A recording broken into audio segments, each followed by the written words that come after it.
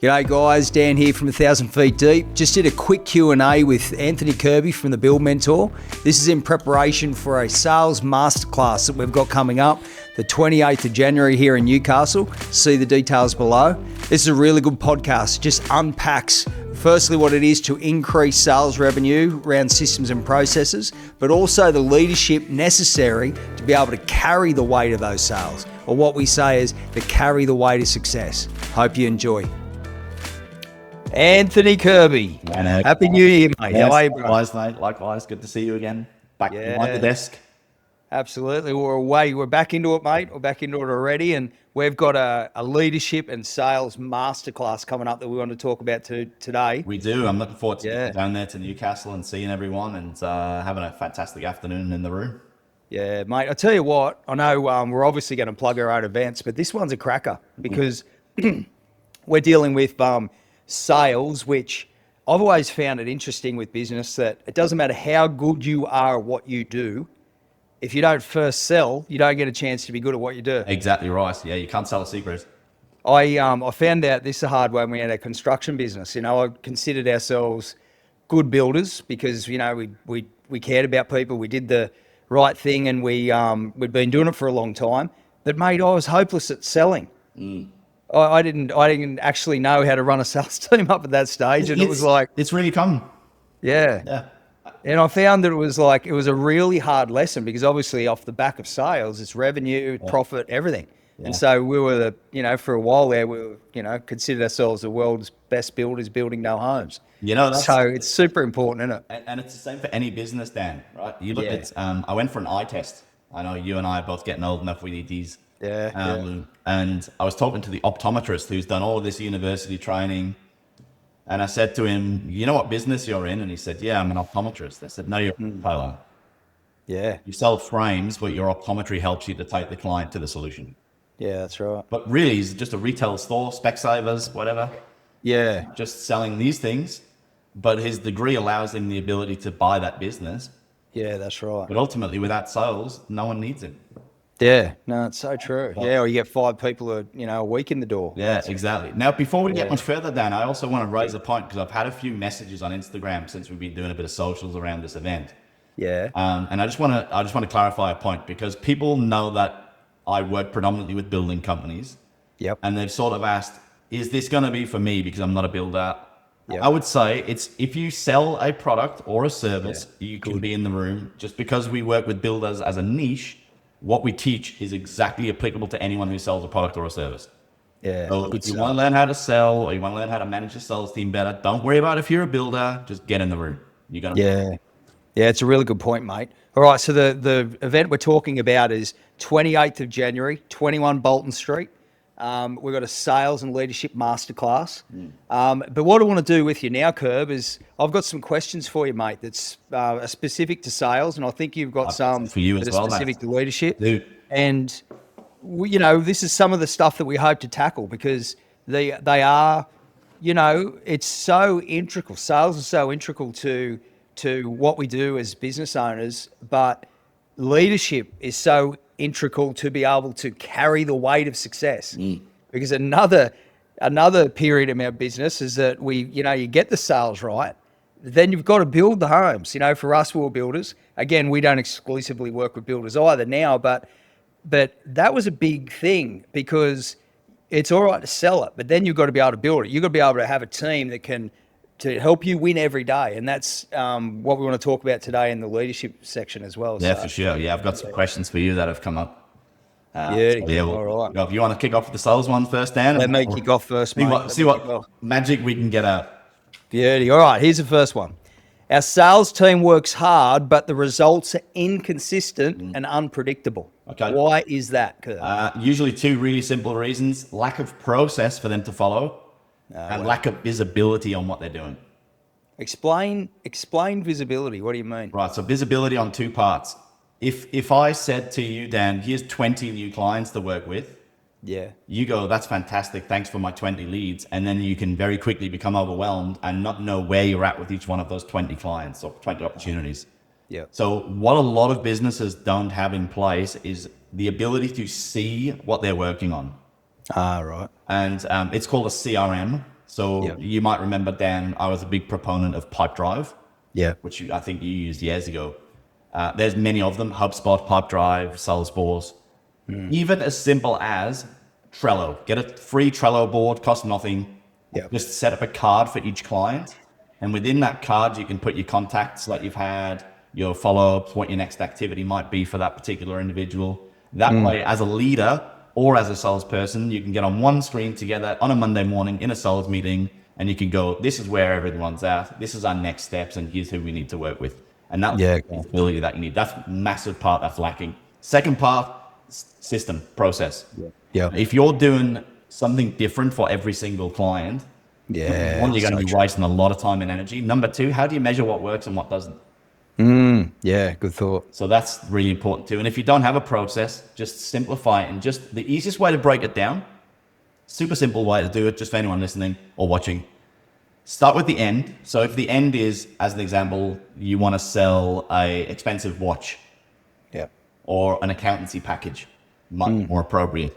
What is the immediate step before that someone would have to take before they buy from you? So it might be that they have to have a phone call. What needs to happen before that phone call? They have to go to your website and fill in an inquiry form.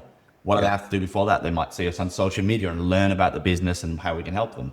So then you can reverse engineer all of those steps, and that becomes almost like a pseudo sales process in a really simple format. Where you go, right, the first thing we need to do is make sure that form on our website is dead easy to fill out. Good. Does it tell us when someone fills it out so that we can follow them up quickly? Because that's going to impact our sales ability. So all of those things become really easy to discuss from there. But that's how I would do it. I would just step back the process from buying moment of purchase, previous step, and then you'll find out where you need to fix your process. Okay, so you're saying like foundations, step one, visibility and process. Correct. Make sure you have that in place. Make sure you can see who you're working with and what needs to happen next. And always asking yourself, what is the next step for each one of these people? Okay. That's it. Good thought. All right, so that's the process. The next question plays into the conversion, which, I feel like this is obviously everything to do with sales is your strong suit, but conversion's a really important one because, you can be talking to a million people, but the idea, isn't it, to be able to close the sale, and there's a special knack with that. So here's the question. Sales conversion feels harder than that it should, even when we believe in what we sell. So you've got salespeople who believe in what they're doing. They've got a good interaction with the client, potentially, but they just can't get them across the line either at all or in good time. Right. So my answer to this, really simple. An uncertain mind will always say no. The reason they're not buying is because there's uncertainty somewhere for the client. You can break that down usually into one of two things, which is either you've exceeded their budget that they've allocated for the thing that you're selling, or they don't see the value in what you're selling. Now, you can find that out by asking an easy question. You could say, look, you're not buying from us yet. Is that because we're exceeding the budget that you've allocated, or do you just not see the value in what we've provided to you? Good. Or do you think you could get it somewhere else with better value than what we've just demonstrated to you? So you're just being honest and calling it. You have to. And this is, without, we could spend hours talking about this, Dan, and we will at the workshop. But one of the things that's really clear to me is there's, 100,000 books on how to close sales. What you need to remember, though, is that questions give you clarity. And what really, every sales book should just say, ask one more question. Done. Okay. If you're in a sales situation, for example, let's say someone magically jumped on this call right now and said, Dan and Kirby, I'm thinking about buying a ticket to your event in Newcastle, but I'm just not sure. I would say, well, what aren't you sure about? That's just one more question. Just ask a question. Don't be scared. Worst case scenario is someone's going to tell you the truth, and you're going to be able to either learn on how you can improve your business, or you're going to be able to solve the problem and sell a product or a service. Okay. Fantastic outcome either way. It's just a really good habit. And I guess that plays into the sales process, doesn't it? Of course, So imagine you've got a sales process that's like system and process, and there's a sales process for the salesperson. Things like that, tools and tricks, things that they do to sell to their client. Absolutely. And I think that's the other part as well, is everyone thinks selling is tricks, and it's not. In fact, I would say it's the opposite of modern sales. Modern sales is actually about being really quiet in the process and just understanding more about your client rather than being aggressive and hardcore, which is how it used to be. People Really good point. You know, the thing is here, Dan, and I've said this before. I think I actually said it on the pod that you and I did before, and it's the same for you with leadership. Is information is so available now. You look at ChatGPT, we can have it on our phone, we can talk to it. Information is not the problem anymore. Implementation is the problem. Yeah. So unless you're implementing, I can tell you 700 different ways to close a deal. Yeah. One that matters is, have you asked the client if they want it? Yeah. Wow. That's implementing. Yeah. That's not just learning more information. We don't need more information. We're full of information. We need less information, and we need more boots on the ground implementation. Yeah, I like it. All right, here's a proper problem for any business. We're discounting more than we should just to get deals across the line. Okay. Yeah, it's really common, but it's a race to the bottom. Yeah, okay. Now, I'll give you a quote that I love, which is, in the absence of differentiation, the only thing left is price.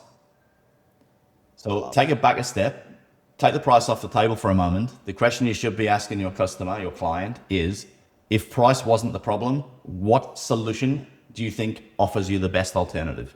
If they were all the same price, like if there was 50 sales events that I wanted to speak at, and they were all the same price, which one would someone choose? Yeah. And that's ultimately what you have to do. If you're discounting too much, either you've got a problem in your process where you're not adding enough value for your product or service, which usually comes down to product knowledge or service knowledge. Yeah. Because you can believe in your product or service all you want, but if you can't explain it to someone else, and this is the thing between features and benefits, right? Like, we can say, we've got a great event. The features are, it's from this time till this time. It's on this time. They're all features. Yeah. What's the benefit? The benefit is you'll leave the room understanding how to lead your business better, which will give you your time back in your day. You'll leave the room understanding how to drive revenue without burning yourself out. Great. You know, we got to start selling benefits and not features, but we've also got to step back a second and go, well, hang on a second. Are we demonstrating good value in how we're producing this? Yeah, mate. There's some really good tips. Hey, there's a couple of good tips just right there. So I hope, obviously there's going to be a lot more that we talk about and open up on the day, which on our, for our event. So looking forward to that, of course. But mate, I think you've got some questions for me as well on the leadership side. I do have some for you. One of the key ones is, Dan, I'm busy all day. Still feel like I'm carrying the business on my shoulders. What do I do? Yeah, it's funny, isn't it? Because it's the tension we manage with business. You know, we often get into business because we're good at what we do. But it's kind of what you said, mate, about the optometrist. As soon as you're in business, what you're good at sort of takes a backwards step, if you will, because essentially what we become people builders. What I found in my building construction company is I had been in the industry for 20 or something odd years by then. And I thought, hey, this is going to be great. We're good at what we do. I get to be able to control my own business. And, you know, you get into business for all sorts of reasons, both good and naive reasons. But what I realized very, very quickly is I was no longer a builder of homes. I was a builder of people because I couldn't build the homes. I personally couldn't do it. I think we built 40 homes in the first year. And so the reason that we get burnt out is because we use the old mindset that's got us this far. And we call it a worker's mindset, where you turn up, you work hard, you get outcomes. There comes a point, Kirb, when that doesn't work anymore. You know, we've got to go from a worker's mindset to a manager's and then a leader's mindset. Now, this is what the leader's mindset is. A leader's mindset is, I've got to get everything done. But I can't do it, so I've got to empower others to do it. Yeah. And so the leader's core purpose, if you will, is to empower those in his team to get the work done. And the easiest way to explain this is you go from being a player on the field to somewhat of a coach in the stands. And the question I always like to ask is, when was the last time that you saw Craig Bellamy run out of the stands and make tackles and take hit up because the team wasn't doing it properly? Yeah. And so this is what we actually need to do as business owners. We need to draw a line in the sand and we say, hey, look, I'm no longer a player on the field. I'm going to work, but I'm going to work in a way that moves the needle for the organization and empowers my team. And the way I've worked in the past has been great till this point, that it won't cut it moving forward. Yes. Yeah. And this is where you've got to trust your systems, right? It's when I'm going to go up in the stands and I trust that every single person on that pitch knows their particular role so that we can deliver a result. Exactly, because everything has a foundation. So the foundation of an organization, we would say it this way, is capacity-driven leadership, system and process, to your point, role and responsibility, and cultural health. That's the foundation of an organization, and that's what a leader needs to now do. They need to build into those 4 pillars, and if they build into those 4 pillars, they'll cover everything. Now, I'm not saying it's not more complicated than that, but that would be what you would call a bare minimum of an organizational foundation. Yeah, I love that. I mean, you know, because otherwise what you're doing, Curb, as you know, is you're just working on workload. Yeah, just fighting fires the whole time. Yeah, and you're trying to get people up. Yeah. Say again? You're never going to get ahead if you've got that sort of merry-go-round all the time. You're never going to be able to grow beyond yourself. Exactly, mate. It's like playing the game of football on the weekend without a game plan. Just, all right, boys, let's just see how it goes. Let's just work hard. Let's just tackle. You will tackle all game, every game. You'll just never win. Another one that I've got here for you, Dan, is, my team's willing, they're really good, they come in, they work hard, but they're not thinking or acting with a level of ownership. Yeah. Okay. Well, this is again a byproduct of an untrained team, if you will. What the terminology we like to use is a performance-driven team. But a performance-driven team, so just picture this, a performance-driven team is one that's been deliberately forged, not naturally evolved. You see, look, it's hard for us as leaders because we've got so much to do ourselves, which is kind of your original question. We've got so much to do. It's not as if we're home watching Days of Our Lives. We're working 10, 12 hours a day, and then we're still not getting through to our work. But the problem is it's what we work on. And again, it goes back to the original thought. If we don't work on a core purpose that moves the needle for team development, you're going to find your people are undeveloped because it doesn't happen by chance. Have a think about this, Curb. You've got armed forces train continuously for the possibility of war. Emergency services could train, daily for the inevitability of a fire or ambo situation. Sporting teams, mate, they train for 40 hours a week for 2 hours of game day of a weekend. And yet us in business, we don't really train at all for 40 hours a week of constant stress, strain, issues, problems, all that sort of stuff. And we don't train our people. Now, I'm not saying nobody does. I'm not saying that that people aren't giving it a red hot crack, but this is the thought. If we want to be performance-driven teams, we need to be empowering our people to win at work every day. And if we're not, they're going to spin their tires. And I suppose the other part of that, Dan, is, you can read coming back to the other point about information. You can read every book you want on leadership, sales, culture, growth, staff development, training. But it's about knowing also, like, if you can press one button and get a better result, knowing what the button is to press. And I suppose that's where having someone like you, or any leadership leader, but specifically, obviously, what we're referring to here, is being able to have a really clear process and system that you can follow and know that it's going to make a difference, because you then know what you're looking at too. Mate, it's so true, bro, because and it's actually quite simple to fit this into a category, if you will. So businesses have a business plan and they'll have a marketing plan, but they rarely, if ever, have a team and culture development plan. Which is arguably one of the most important pieces, because if you don't get that right, you can have the best sales, the best marketing, but then everyone's fighting or not following the path. That's it, mate. You haven't actually got a game plan for people to know how to win. So we would say this, just to finish this question, and this is the thought, like, okay, well, what is an organizational structural foundation? Capacity-driven leadership, a leader that builds capacity into system and process, role and responsibility, and cultural health. Okay. Now, when on the capacity building part, we would say his role and responsibility is to build into the team hand, head, and heart. Now, what do we mean by that? Skill set of course. Yeah. But this is the thing. A lot of times it's not that leaders aren't building into their teams, but they build into skill set, which is great, but it's only one of the foundational development areas. So you've got skill set, which is task completion, knowing how to do your job, system and process, if you will. But then you've got head, which is mindset. Studies have shown, mate, that 80% of success comes from the way we think. And then the next question is, so then how much time do we use training our people's mindset? This is for things like resilience, overcoming offense. It can be time management, stress management, all the things that derail us as leaders, let alone our team, and making sure that we are developing our people hand skill set, head, which is mindset, the way we think, and then lastly, character, which is heart. So this is how are they turning up each day? How are they dealing with interpersonal problems? Are they honest? Are they people of integrity? And you would know this from the sales industry, mate. Some of the best salespeople aren't very integrous at times. And what it ends up doing is you might get the short-term sales you will look, but you won't get the long-term results. Yeah, your brand gets damaged.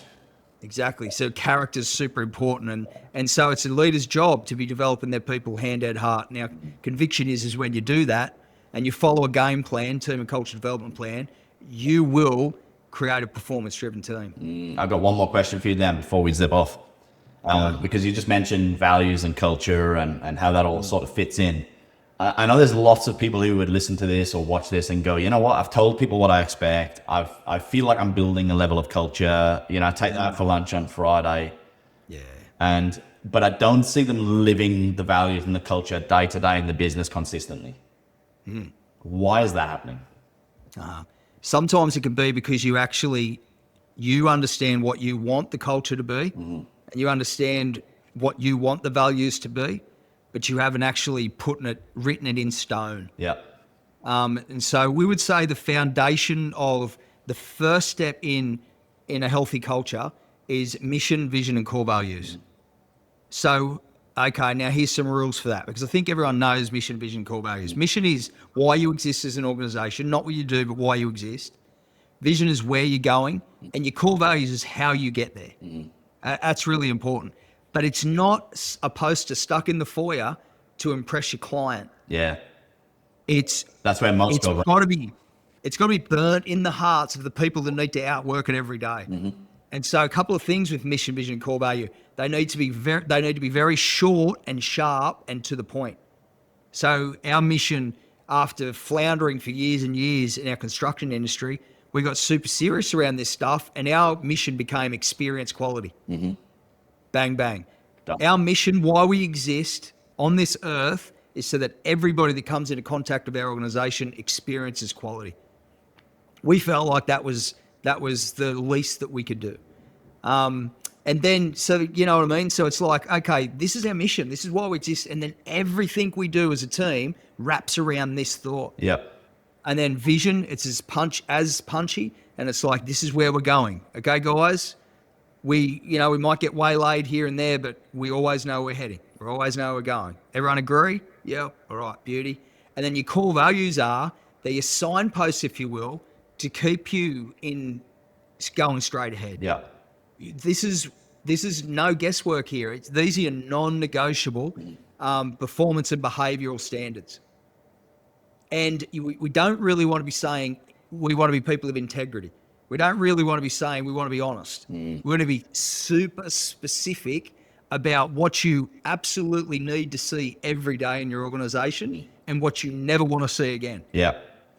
And I would say that you only want 4 or 5, because again, it needs to be really sharp and really to the point and burn in the hearts of your people. Yeah, I read a great book once. I forget what the name was. And in that book, they talked about might have been the Four Seasons Hotel Group. Which is exactly. Really good example. Really high value, very expensive, or not for the budget conscious, shall we say. And one of the things they had a rule of was that they could walk up to anyone in the organization, whether it was the person trimming the grass out the front, or the guy or girl behind the front desk, or someone delivering room service. And at any time they could say, what's the mission? What's the vision? What's the values? And everyone had to be able to know it off the top of their head. which I think is coming back to your point, Dan. If you're going to solidify something, that's how you know when it's landing, right? When everyone in the business is not only aware of it, but they're acting to it too. Mate, how else could they outwork it, eh? Yeah. You know, really, when we think about it, how else could they outwork it? And again, it's one of those things, Curb, it's not like people don't understand or don't have it, but the mission might be that long. Like you can't even remember it. It's too big. Here's a tip. If you, the leader, can't remember your mission, Yeah. there's not a chance that your people are going to be outworking it. I love your point because I've heard of that story too. Yeah. And like that's the reason you could charge a premium, mate. Yeah, exactly right. Because it's an experience. The difference maker in organizations, because let's face it, mate, let's go back to the optometrist. How many people sell glasses? How many people build homes? How many people sell whatever, you know, and think you guys that are going to come along to this event with us. It's like whatever you sell, you're not alone in the market, but this is what will set you apart. Your people. Yeah. Your people is something that nobody else can copy. It's your unique self. And the start is mission, vision, and core values. Hey, I would say, Dan, we haven't discussed this, so I'm just going to go completely off piste here, and I hope you don't mind. If you are listening to this or you're watching this and you're thinking, I still don't know. I'm telling you, book yourself a ticket. It's $199 for a ticket to this event. If you don't love the event, I will refund you your $199 and you can keep all the materials. Yeah, we cannot do any better than that. That's a 100% money back guarantee. Buy your tickets, come along, learn from Dan and I. The beauty of this particular environment that we've created for you as well is that this is not a conference with 3,000 people. I mean, we're looking at a boardroom environment where you can ask questions. And I think one of the things I'm really looking forward to, Dan, is when you and I sit together and we take some Q&A and we really dig in and help people rather than just talk about this stuff, where you can come with your questions and you can say, this is my struggle, and we'll resolve that struggle for you. And if you don't feel like we've resolved it after the 3 hours, we'll give you your money back. Yeah, no, it's really good. No, absolutely. And I think that's what it is to put what you do on the line, bro, isn't it? Exactly right. I mean, I know we're good at what we're doing individually here, and I know that whoever's in that room is going to benefit greatly from the expertise that we're going to share on the day. Hey, mate, I know when I was back in my construction game, these were the two things that I needed in my business: sales and leadership understanding. And I'm not just saying that, bro. That's absolutely what nearly sent me out the back door. Yeah. Now, look, we never came close to bankruptcy or anything like that. What sent me out the back door is the pressure, the day-to-day pressure of having to carry the business. It was not bankruptcy, it was internal bankruptcy. It was me not being able to carry the weight of success. And so this is why these 2 points are so important, Kirby, because I got to the point where I was making sales, but I couldn't carry it then. Yeah. So not making sales is one thing, but then making them and not being able to carry the weight of success, not being able to fulfill your sales obligations smoothly. That was tough. Yeah. So, mate, I'm not so excited excited to enjoy it either, right? Like you do all that work, and then as the leader, you can't enjoy it because you fight fires and carrying all the stuff. So. Yeah. Exactly, bro. Yeah. All right, mate. All right, here we go. We're going to leave some information at the end of this little pod, but we've got the 28th of January, 21 Bolton Street, level 2. Again, we're going to leave the details at the end of this pod, but we'd love to see you there, Kirby. Thanks for your time today, bro. Understand. Good to see you. See you guys soon. No worries, mate. See you guys. Bye. Hey guys, hope you enjoyed the podcast. Remember, sign up 28th of January here in Newcastle. See the details below. See you there.